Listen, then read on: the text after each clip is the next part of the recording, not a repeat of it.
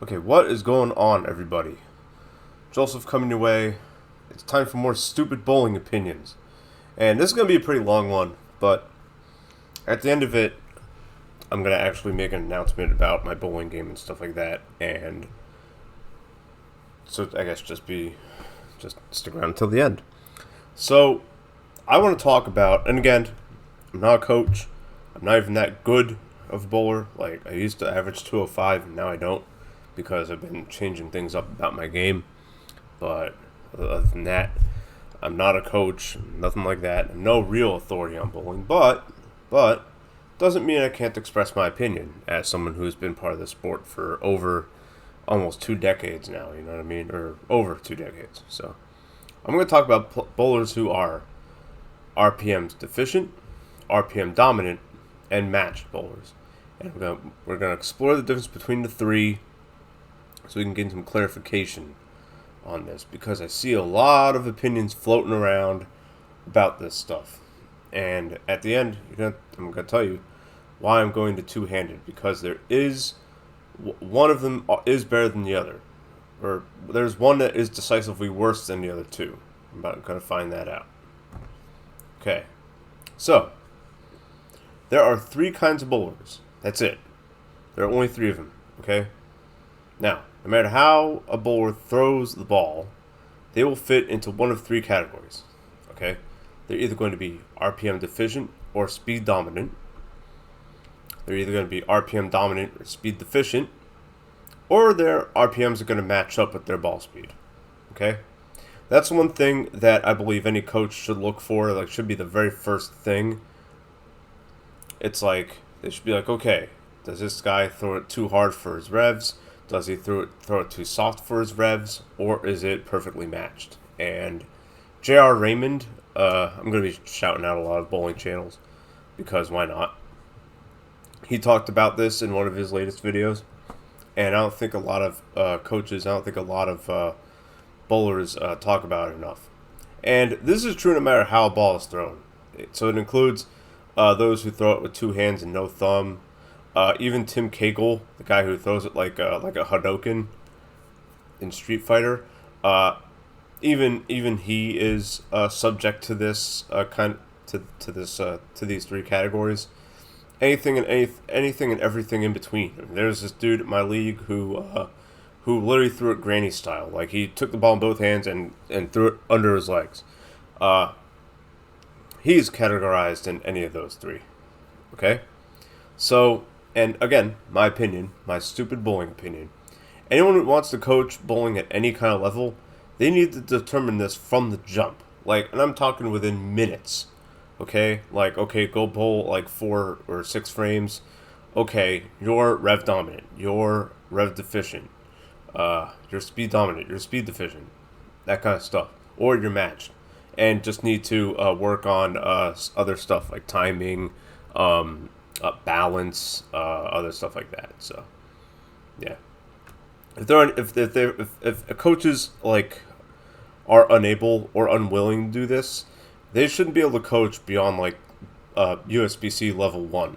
Okay, like, it's different if you're like coaching little kids. You know, that's different. You know what I mean? But if like you're trying to get to somebody, if you're trying to get somebody to average 205 or anything over 205. Like, you need to tell them, yo, you are rev dominant, you're rev deficient. Okay. Now, what determines what when it comes to speed and revs, or RPMs? I'll be using those interchangeably, those terms. So, like most bowlers who have been doing this for a certain amount of years, they know that the ball goes through 3 phases, right? Skid, hook, then roll. Okay, now, your speed and your RPMs are only relevant when they're in the roll phase. Why is that? Because are the pins 20 feet away from you when the ball's still skidding, or 20 to 40 feet away from you when it's still skidding? No. Where are they at? They're 60 feet they're 60 feet from the foul line, right? So why would your RPMs out of your hand, if your RPMs out of your hand are like 450, why would that matter at the heads, at the pines, at 40 feet. Doesn't matter. Same with your ball speed. You know what I mean?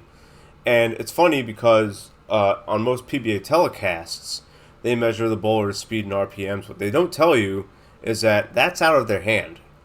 That's not at the pins. So as bowling balls slow down, they gain revs. So when you see someone like Belmonte or Jesper Svensson, and what's another two-handed bowler who gets a lot? Simonson, Anthony Simonson.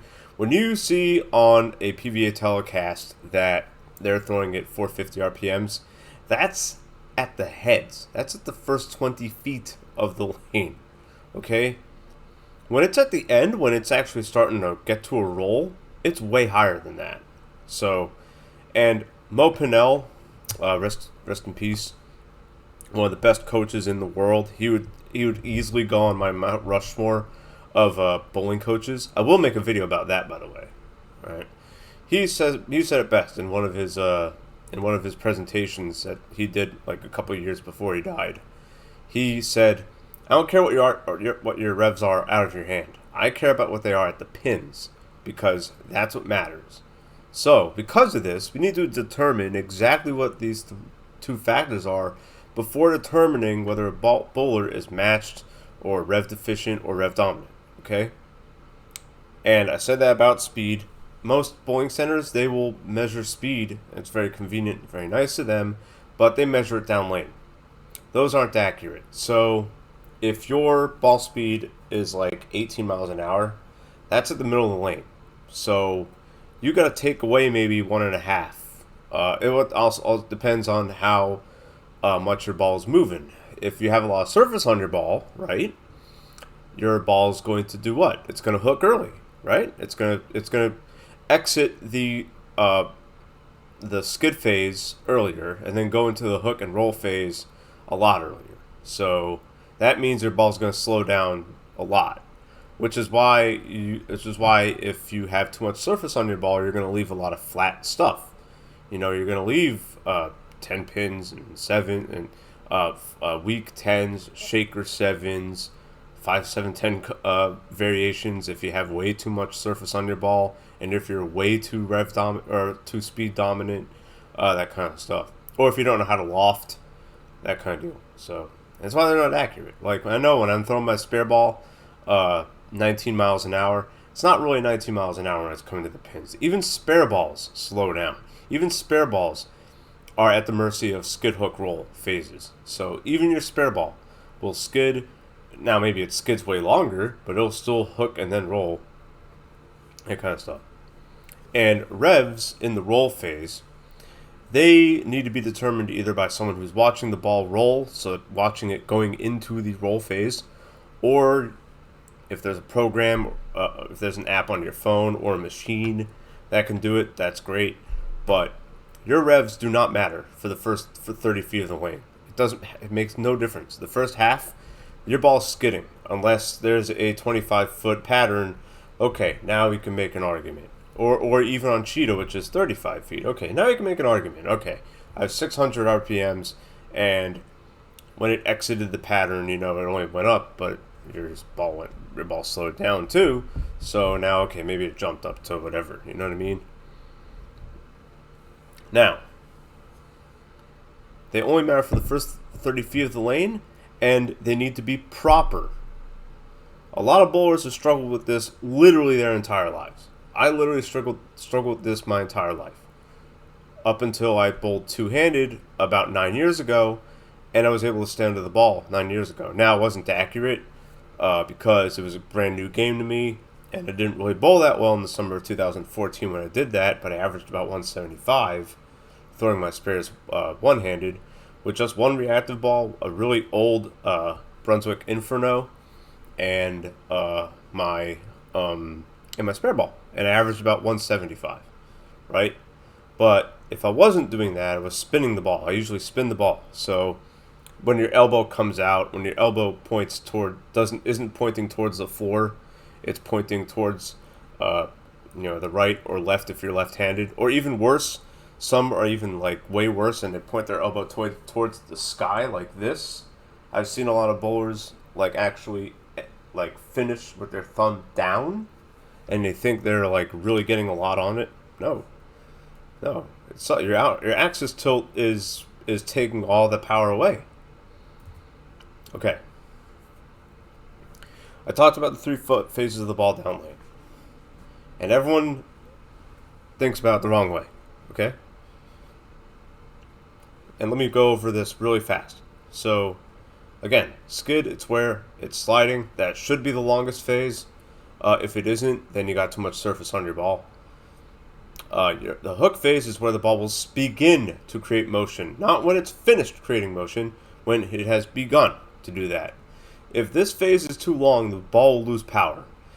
When you spin the ball and have too much axis tilt, anything over, we'll say, 60 degrees rotation is too much. Your ball's not going to have power. Why? Because you have taken away, in most cases, you have taken away the roll phase, and your ball is still in hook phase. That means it's going to deflect, it's going to hit weak, it's not going to hit at all, that kind of stuff. And the roll phase is where, of course, the ball finishes its motion, and now it's starting to actually get end over end roll. And this phase needs to be as short as possible. If it's long, if your roll phase is very long, you're going to leave weak hits. Why? Because your ball won't have energy, right?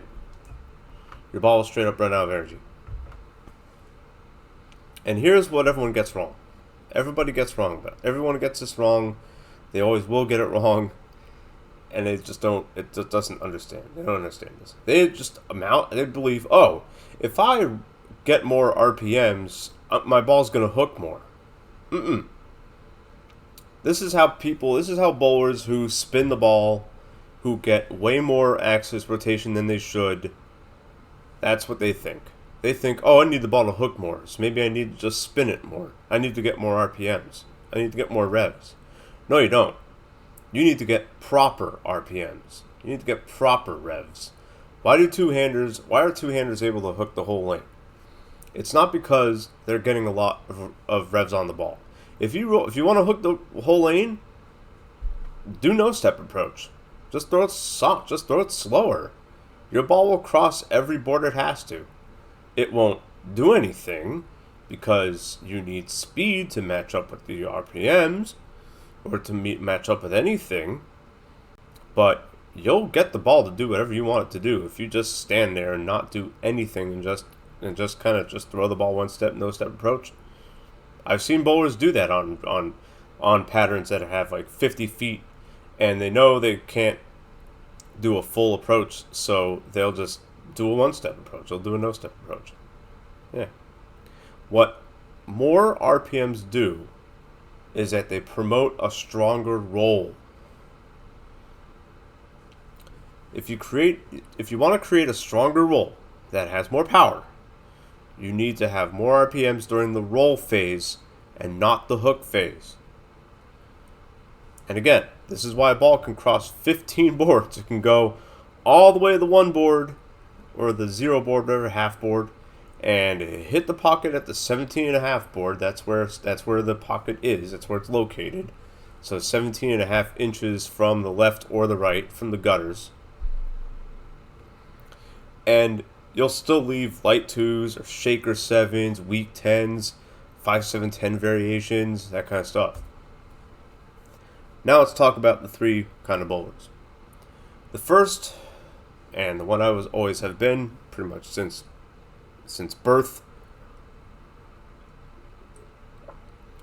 is rev deficient, speed dominant, whatever the hell you want to call it. I'll probably bounce between the two. RPM deficient are far and away the most common bowler. Always. That's never going to change. Maybe it'll change after everyone starts bowling two-handed. Maybe in 20, 30 years. Who knows? Maybe 20, 30 years when I'm 60 And when all the other 60-year-olds who I'm bowling with are all dead, and now it's just me and a whole bunch of people younger than me who like to throw the ball two-handed with no thumb, because that's the way the sport is going. There's a channel called The Right Lane who actually did some research on this, and he's pretty cool. And yeah, like, that's the way it's going. But until we get to that point, which is not going to be for another 15, 20 some years, RPM deficient is the most common bowl. If you are RPM deficient at the break point, your ball speed is faster than 13 miles an hour, and you have less than 300 RPMs. If you have more than 300 RPMs, but your ball is slower, it means you're crossing into rev dominant. If your ball speed is faster than 13 miles an hour, and you have less than 300 RPMs in the roll phase, that means you are incredibly RPM deficient and you are incredibly speed dominant. Now, this is the tragedy. The tragedy that the majority, I'll venture to say about 85% of any given bowler who classifies as rev deficient, a lot of them believe, they trick themselves. They believe they have a lot of RPMs because they spin the ball, because their axis tilt is 80 degrees, 90 degrees, 120 degrees. Some of them even approach the helicopter shot, which is 180, a whole 180 degrees, but maybe not really. Whatever. So, yeah, I mean, if you just spin to win, out of your hand, your RPMs will probably be about 400, right? But it's going to stay there. And it will never truly get to a roll. Your ball will be stuck in the skid and hook phase. You won't even get a roll phase because your axis tilt is way too high. And you don't have forward roll. Your roll's not forward. Your roll's going left. It's going either left if you're left-handed or too much right if you're right-handed. There is such a thing as getting too much angle. If you have too much angle to the pocket, that's when you leave 4s, 9s, 4-9. The 4-9 is a really bad shot. Like, whenever I leave one, I go like, I don't get salty about it. I go, yeah, that wasn't a good shot. Like, I didn't have good forward roll. I didn't have proper RPMs. So if the ball doesn't get to a roll at all, will it have any true RPMs at the end of the pattern? No, it won't. You'll have too much axis. You'll have too much axis, too much angle, and you won't be able to control it. It's that simple. It's that simple. The other RPM deficient bowlers are too old school. Okay, they're still stuck in the 70s. They still think their shoulders have to be square. They still don't think they need to use their balance arm for leverage. They don't point to their side foot towards their bowling hand. So left if you're left-handed, right if you're right-handed. And maybe their axis tilt is good, but they don't have But you can only get a certain. Like, if you're that old school, you can only get a certain amount of RPMs. Maybe you can max out at 350. Okay?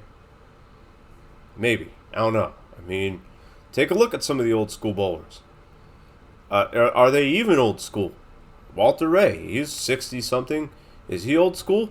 I can tell you from personal experience, because I have bowled against him in the second regional I ever bowled at. No, he's not that. He's not too old school. He's not old school at all. He uses his balance arm for leverage. He drops his shoulder. He points his posterior to the left. Norm Duke, same way. I haven't bowled with Norm Duke. I haven't been around him, but I can tell just from the TV shows he gets on. No, he's not that. He's not that either. So if you're too old school, gotta change that. Let's talk more about RPM deficient bowlers. So RPM deficient bowlers are the most one-dimensional bowlers in the sport of bowling. If a parent has too much oil, they won't be able to do anything. They'll be lucky to leave buckets and 2 pins and other variations. They'll be leaving washouts more than single pins. If there's not enough oil, and they don't know how to loft, and they don't know how to loft correctly, a lot of RPM deficient bowlers, they loft too high. What does it mean to loft the ball too high? It means your ball's going to enter a roll phase faster. Why is it going to enter it faster? Because you've eliminated the skid phase. Your ball will start hooking as soon if you loft it high, real high, 4 or 5 feet in the air. Your ball will not hook. It'll go right to the roll phase, like immediately to the roll phase. One of my buddies in league, who I've known for about 15 years, I used to kind of scoff at him for lofting it, but I don't know. I mean, it's whatever. But he does it, and as soon as that ball hits the lane, rolls. Why? Because he lofts it 6, 7 feet in the air. He gets it down the lane because that's just how it is. But yeah. So if you don't know how to do that, and if it doesn't have, and if an oil pattern is torched up, you could throw it hard, but it won't matter because your ball will you're throwing it too hard. Your ball is not going to hold up. It's not going to hold at all. Especially if you're rev dominant, though. If you're rev dominant, then you have to learn how to loft the gutter cap. Matched, they don't have any issues because they're matched. RPM deficient bowlers kind of have an advantage if the scoring pace is low. Because on most patterns that are either shorter than 40 feet or they have less than 20 milliliters, RPM deficient bowlers will leave easy stuff. Light 2s, shaker 7s, weak 10s, 6 pins, 3/6 10s if they go high.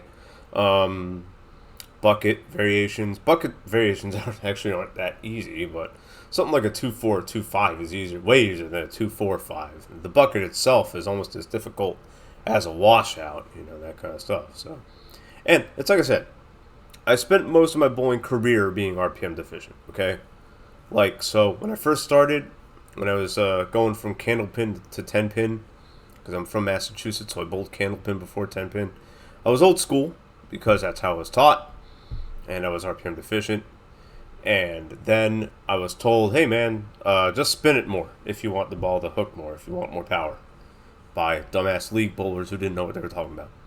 And so I became a spin biscuit then, and my axis tilt was over 100 degrees at one point. I'm going to actually try to do some footage about this too.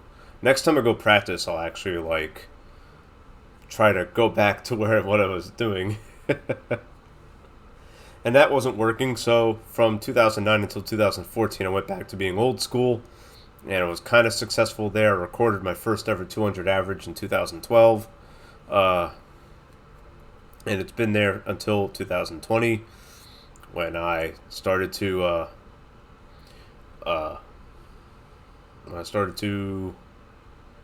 experiment a little bit.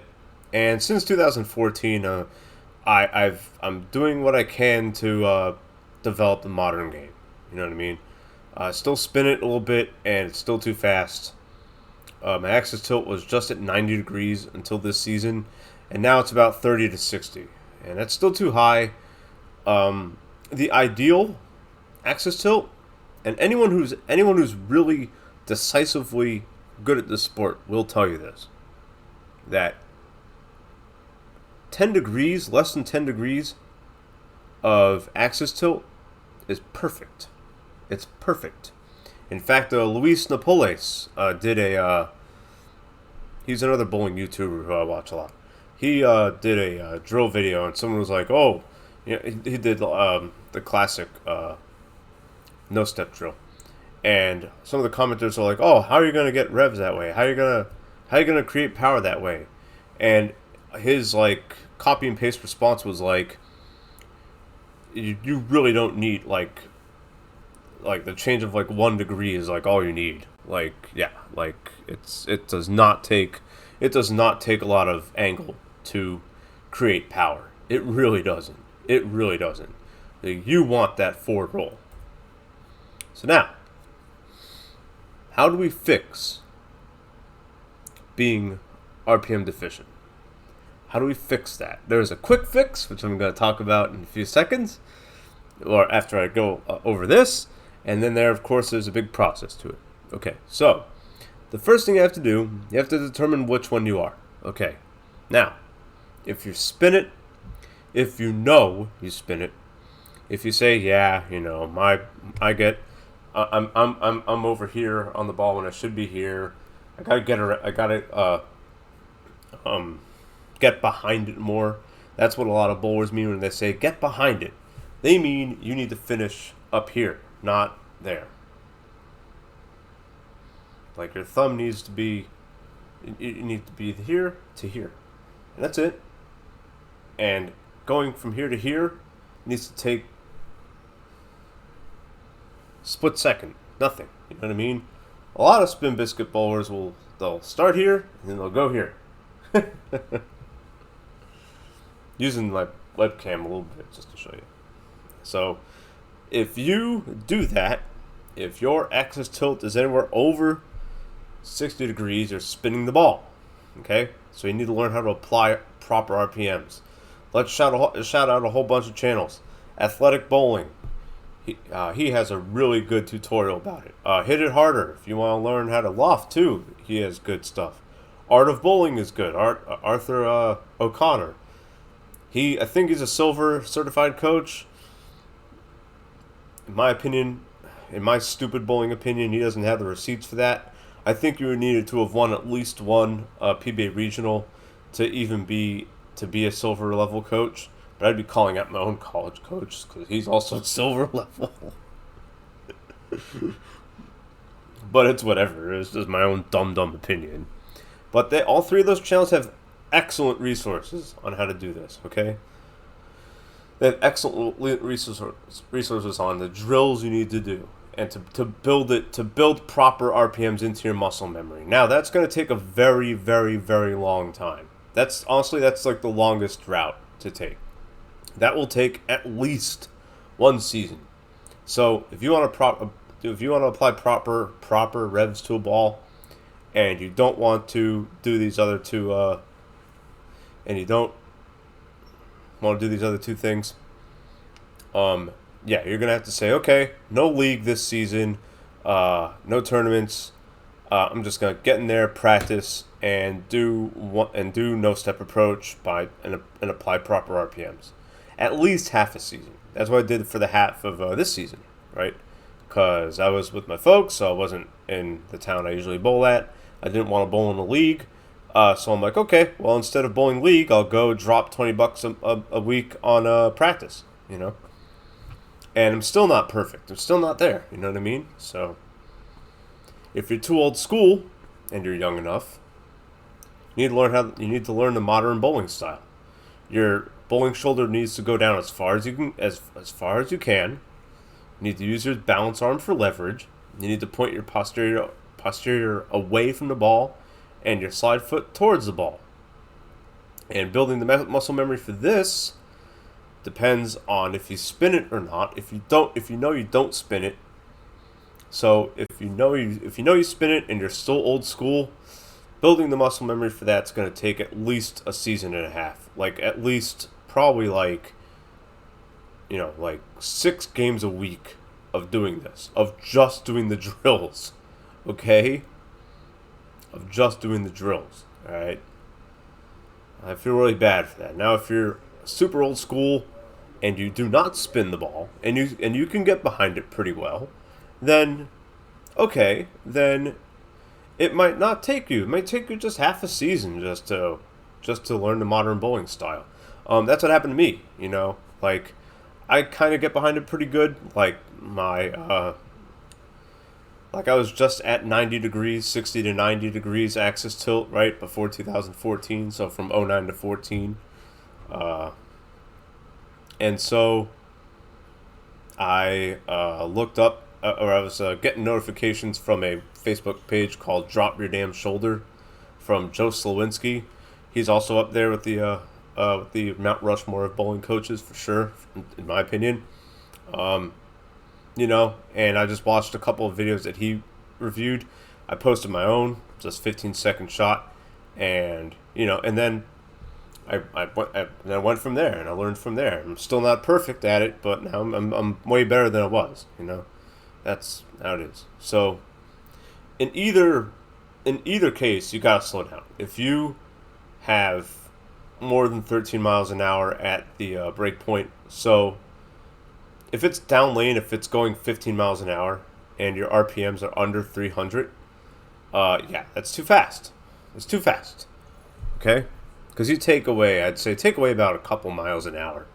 If the place that you bowl at, if it measures your ball speed in the mid lane, which most of them do, and if it says 15.5, right, and your RPMs, if you know that your rev rate's under 300, yeah, then you gotta slow down. And how do you slow down? That also entails building muscle memory. It also entails playing around with approaches, right? So when I had a 4-step approach, I threw the ball way too hard because my timing was really early. Okay, it was super early. Like I would double dribble like every other shot. So going from 4 to 5 steps, which is what I did in 2009 when I first started bowling for Florida State, my timing went from super early to super late.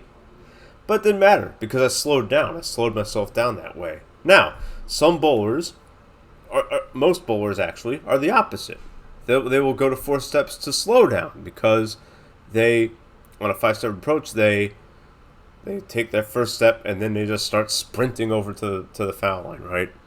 That wasn't me. I was sprinting to the foul line from the jump on a 4-step approach. So adding that 1 step sent a message to my brain, hey, take it slow for the first couple steps and then you can sprint to the foul line. All right? And in my opinion, slowing anything down entails you slowing your swing and your ball and your foot and your feet down. They both need to. A lot of bowlers actually, they have a faster swing than their feet. Got that from Mark Baker. Mark Baker, also another best coach in the world. He's up there in Mount Rushmore for sure. So if you have fast feet, your swing better be that fast too. But a lot of bowlers, they will have fast feet and their swing is even faster. That's what I've observed in my own personal experience too. Okay, so developing proper RPMs is all about proper axis tilt. You can get probably a Pro Shop operator to measure your axis tilt. Just like you should know your positive axis point on a ball when you get it drilled by somebody, a Pro Shop operator, a really good one, I mean that's a whole nother discussion. A quality Pro Shop operator should be able to tell you, your axis tilt is over, it's 75 degrees. You're spinning it, your axis tilt is like over 100. Like, I'd much rather you just roll the ball. Just roll it without even rotating it, okay? That kind of stuff. A good Pro Shop operator should be able to tell you that. They should be able to work with you to tell you that. This way they can drill a ball that fits your axis tilt. Okay. Again, if your axis tilt is anywhere over 60 degrees, 60 degrees is the most axis tilt you should ever put on a bowling ball. Okay? Again, stupid bowling opinion. I think my stupid bowling opinion happens to be right. Okay, I could probably take that observation to any seasoned bowler and have them agree with me. Okay? Now, spinning it will extend the skid phase of the ball, it delays the hook phase of the ball, and it's like I said, when the ball is out there at 45 feet, it still wants to hook. Your axis tilt, your the the entry angle will be all over the place, and you will not have forward roll. That means you've taken away the roll phase. Now, if the lanes are like sandpaper, like if they're bone dry out there, if you're bowling on wood lanes, like my highest set ever, a 789 or something, was on wood lanes. Go figure. You know what I mean? No wonder. Or even if you're throwing a surface ball, like a lot of surface, like 180, 240, you might be able to get away with that. But if you want quality RPMs during the roll phase, you need an axis tilt that is at most 15 degrees. Okay? At most. There's exactly one exception to this. Exactly one. That's Pete Weber. His axis tilt is 60 degrees. I went to Kegel 2 years ago, before a state tournament, and I was like, all right, well, let me rev this as much as I can just to see what happens. And the guys are there. The guys there are like, oh, your axis tilt is 60 degrees. It's like Pete Weber's. In fact, your throw, when you throw it like that, it looks exactly like Pete Weber's. And I go, okay, well, am I Pete Weber? No, you're not. Whenever someone compares you to a pro, you got to be aware of that. Okay? Because if someone says, oh, you throw it like I used to always get, man, you throw it exactly like Liz Johnson. You throw it like Stephanie Johnson. I actually personally met Stephanie Johnson way back in the day when she was Stephanie Nation. I go, okay, well, am I Liz Johnson? No. Am I Stephanie Johnson? No. Okay, what does that mean? I gotta learn better fundamentals. It's just how it is, man. Okay. That is how to solve being rev deficient. And as concisely as I can, my own plan, the quick fix of being RPM deficient is to go the exact opposite. Rev dominant. So, that's why I'm going two-handed. Nearly all two-hand or no-thumb bowlers are rev dominant. They don't throw it hard enough for their RPMs. Okay, so if your ball speed at the end of a pattern is under 12 miles an hour, no matter how many RPMs you have, you're rev dominant. Why? Because what does a ball need to do in order to hook? What does it need to do in order to move? It needs to slow down, right? Otherwise, it's just skidding, right? Yeah. So, if you're throwing it two-handed and you're not throwing it hard enough, your ball, let's say, so when I had a season in 2014 summer where I threw the ball two-handed. I'm like, screw it. I'm just going to dick around. I was in a fun league. You know, you just get a little gift card if you were first place. And you get a free ball. That was pretty cool. I got a nice pretty little T-zone that I was able to throw for my final college season. That was kind of cool.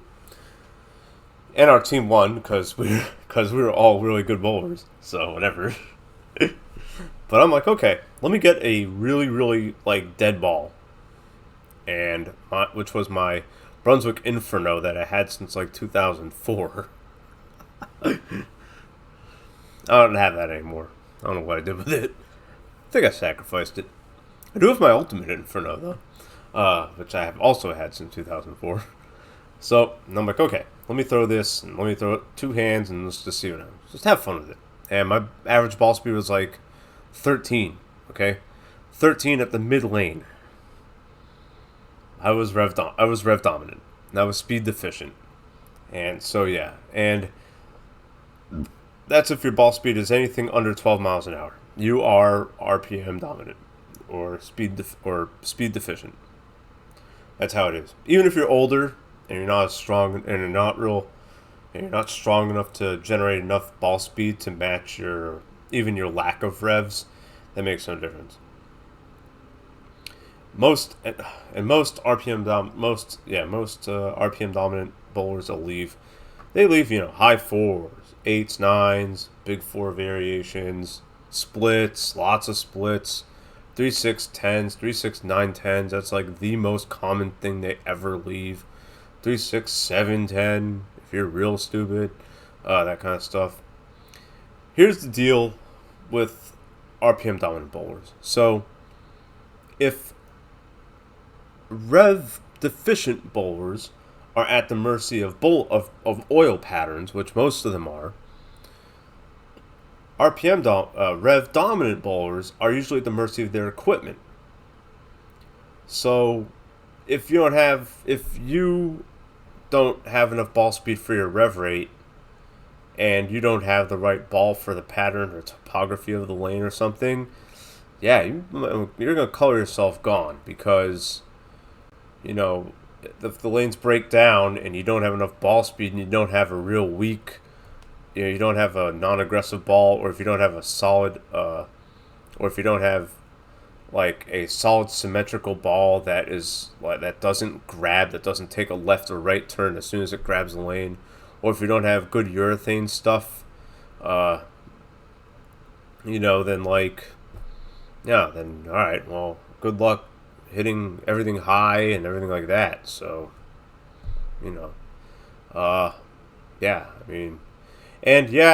some rev dominant bowlers can be spin biscuits, but the majority of them actually have proper RPMs. They just don't know how to control their stuff. You know what I mean? My RPMs were perfect. Were very proper when I was two-handed, because my wrist had no choice. It was like no. It would hurt if I went over. Versus if I stay behind it with my thumb in the ball, it doesn't feel as good as just being around it. You know what I mean? Versus me being two-handed, if I stay under it, it feels better. So here's how to fix being rev dominant. Okay. The first question you have to ask yourself, if you get more revs than your ball speed will handle, you have to ask yourself if your equipment's optimized. Okay? The majority, just from being around a lot of two-handers, the majority of them, they need stuff that goes into the roll phase incredibly late. This way, your RPMs, all those RPMs, or even that lack of ball speed, will be as intentional as possible. Okay, there's a woman who I was a doubles partner with about a month or so ago. She is incredibly rev dominant. Okay, she gets less revs than I do, but her ball speed at the end of the pattern was not even 10. What does that mean? That means her ball is going to move no matter what, because she's 75 years old, and what do you think's going to happen? You think a 75-year-old woman who weighs she's 4'11" and 90-some pounds or something like that? Come on. There's no way I can tell her, oh, just throw it harder. No, of course not.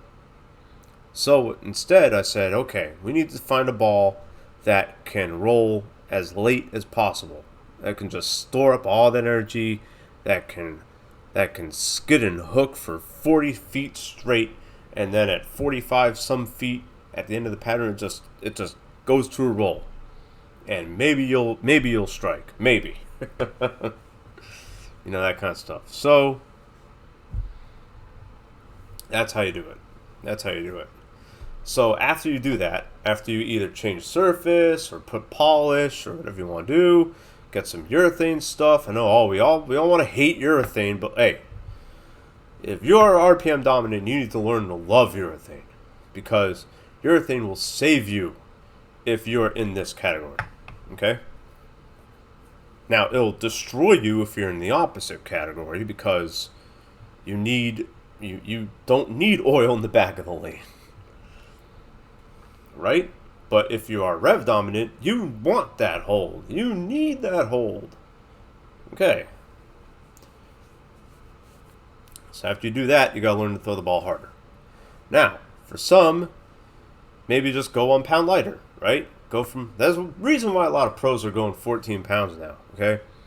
Luis Napoles did a really good video on this. I'm really glad he did that video. Because 14, a lot of bowlers are now realizing 14 is way better than 15. It's more versatile. It creates less injuries. There's not much difference between that and 15 for most bowling balls. It's great. Okay? You could throw it way harder, that kind of stuff. Now, if getting the lighter ball doesn't help, then maybe you gotta learn to throw the ball harder without sacrificing your RPMs by spinning it. And that is also you also need to work that into your muscle memory, right? And speeding up means you need to move your feet and your swing faster. That's literally all it is. Or you can be more explosive on your release. Like just come in and just go as hard as you can. But if you don't do that properly, if you don't activate your legs before your shoulder, you might cause a shoulder injury doing that. Okay? Like that happened to me for a very long time, and then all of a sudden I started using my legs more than my shoulder. And I'm like, oh, that was really good stuff. So there you go. Oh, okay, that's it. All right, cool. Yeah, as far as matched, I mean, if you're matched, you're matched. Then it's all about making really good shots. And here's why I'm going to go two-handed. All right, let me go ahead and put this in here. So, why am I going to go two-handed next year? So, I think, in my opinion, again, in my stupid bowling opinion, I think we hit our limit in our game earlier than we think. Okay? So, as a bowler who has been relatively speed dominant for most of his life, I've shot exactly one perfect game. I've come close to my highest set, like I said, was I think 789 or 778, something like that. It was something like that. It was literally a strike and a spare away from an 800. Okay. I have exactly one perfect game to my name. It wasn't even recorded. It wasn't even during USBC. It was during action, which is where it counts. Let's be real here, right? My hangover game was like 190, and I lost the 20 from the 300. So I think we have I think we encounter our limits faster than we think in this sport. Okay. And the older you get, the more you have to be mindful of that. The more you have to say to yourself, okay, especially if you want to bowl at a high level and start winning regionals and stuff like that, which is one goal of mine, is to cash in a regional before 2024 and to win one before 2025, right? Am I going to be able to do that throwing the ball the way I'm throwing it now? Probably not. Now I can average 205 doing what I'm doing. Absolutely. Just got to, go back to the old school approach, you know what I mean? And just stay out of trouble, make a nice, easy, simple shot, that kind of stuff. But if I want a lot more power, and now that I'm throwing 14 pounds instead of 15 pounds, I can do that by throwing it two-handed. I'm athletic enough. I'm strong enough for sure. I'm athletic enough for sure. I can run 5Ks in under a half hour. I can squat over 300 pounds. I can deadlift 300 pounds. I can military press almost 150, that kind of stuff. I can bench press I can bench press 225 pounds for like a set of 5 if I really need to push myself. So I'm plenty strong. I'm plenty athletic, even at 40 years old. You know what I mean? But I'm not going to be 40 years old forever. You know what I mean? There's going to be a time in 5 years I'm going to be 45. In 10 years I'll be 50. You know what I mean? And now, but Walter Ray Williams, he was 60 years old and he started doing two-handed. I'm not Walter Ray Williams Jr. Neither are you. Okay? You have to understand that. And that's another thing that I think a lot of bowlers need to understand when they get compared to pros. You're not that pro. You're not that pro. You might be able to throw the ball like that pro, Like I look a lot like Simo, I look a lot like Anthony Simonson when I throw the ball two-handed, and I'm hopefully going to be putting in footage and showing you that in the near future. But that doesn't mean that I get to enjoy everything that Anthony Simonson enjoys, okay? No. Anthony Simonson is 26 years old, and he's already won 11 more titles than I have, okay? He's probably cashed in, dozens and dozens and dozens of tournaments. He's won 3 majors. He took bowling seriously at an incredibly young age. You know what I mean? For me, it was just some dumb hobby until I did college bowling, and that was 15 years ago. You know what I mean? 15, 20 years ago. You know what I mean? Even then, it was just dicking around. You know what I mean? So, yeah, that's what a lot of bowlers need to understand. And look, again, I'm not trying to diagnose or solve anything here. It's just my stupid observations. You take them with them what you will. I'm of the opinion that my opinions are pretty spot on. They're pretty correct, for the most part. And as someone who wants to eventually become a coach, that's important to me. But what's more important to me is getting the receipts to show that I can coach. Okay, I've been coached virtual. I've done virtual coaching over the last 2 years by 2 individuals. J.R. Raymond, he's won 4 titles, right? And Darren Tang has won how many titles, right? Okay, when you look at these other coaches like Mark Baker and Mo Pinnell and other guys like that, and Mike Shady. Who else? There's another Mike. I don't remember. There's another Mike from Inside Bowling. Mike Flanagan? No, I don't remember. Whatever. These are guys who have either won titles or they have coached guys to win titles. You know what I mean? So I want to be in that. I want to be in those ranks, but I need the receipts in order to do it. And it's getting more and more important to me as the days go by. I'm sacrificing my writing, my freelance writing business for this, so that I can learn about bowling, so that I can actually start on my path to doing this, to being able to coach, to being able to join the ranks of Mark Baker and Mo Pinnell and J.R. Raymond and Darren Tang and all those guys, because I believe I have insight that can improve others in this sport just as much, if not more, than all the guys have been mentioning. So, anyways, that is it. I made this as short as possible. I don't know if an hour is short, but whatever. Yeah, more bowling content coming up. More wrestling content coming up. Gaming content, that's on my Twitch channel. You know where to go for that. I haven't hit any PBs in speedrunning as of late, so I'm not gonna really, you're gonna see that on my channel. But anyways, yeah. Thank you for watching. Thank you for listening. You all take care of yourselves. I'll see you in the next video or stream. Take care, everybody.